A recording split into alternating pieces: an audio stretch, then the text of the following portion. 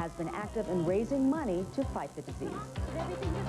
To folks outside the gangster rap music scene, Notorious Big, also known as Biggie Smalls, seemed to have everything going for him.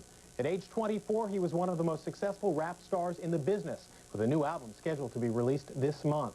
But his promising future came to a violent end over the weekend when he was shot to death. As Michael Oku reports, many hold the rap music business responsible. Christopher Wallace was brutally gunned down as he sat in his car. Only minutes before, the Brooklyn rap artist known as Biggie Smalls and the Notorious Big had just attended the 11th annual Soul Train Music Awards. After exiting the museum, the individual who everybody knows is Notorious Big, B.I.G., a notorious rap singer, was shot and killed, and we're not overlooking any possibility of a payback or a gang-related type shooting. We're not overlooking the fact that this was possibly a hit, a directed target, coming out of probably New York, could have come out of L.A., could have come out of Atlanta. We're looking at this in connection with a number of murders that have occurred around the country dealing with rap singers.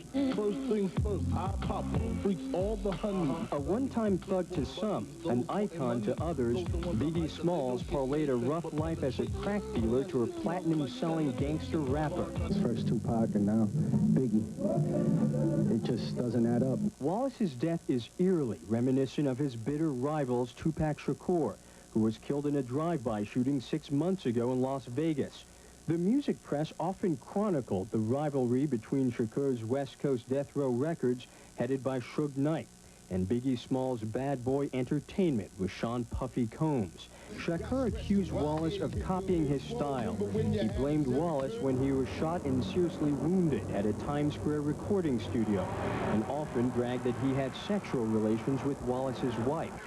Both tried to rise above their criminal records. Observers say the media hyped the animosity. There were never any armies of rap fans in New York. We're just waiting to pounce on the armies of rap fans from California. Hoping that people will come together and that this sort of East Coast, West Coast rivalry that has sort of been brewing will subside.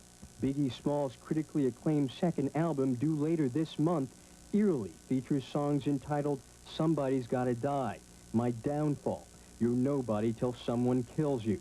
Prophetic songs about guns, drugs, and death.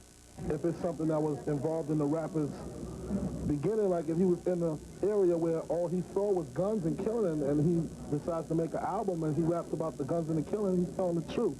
The truth is Biggie Smalls and Shakur may be linked just as steadfastly in their death the way they were estranged in their lives. Michael Oku, CNN, New York. Rapper Queen Latifah impressed critics with her performance in Set It Off last fall. And while she didn't earn an Oscar nomination, other black actors are seeing their work recognized, a big change from last year's Academy Awards. Ron Tank has